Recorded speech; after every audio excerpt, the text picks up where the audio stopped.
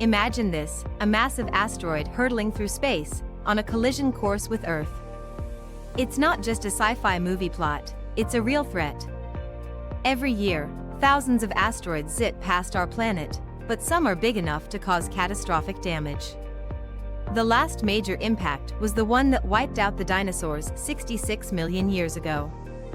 Scientists track near-Earth objects, but what if one slips through?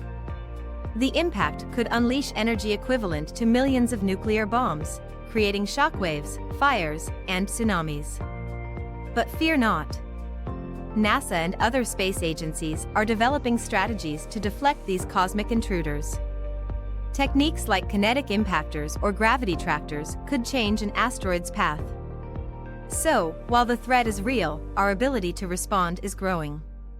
The universe is a wild place, and we're learning to navigate it, one asteroid at a time.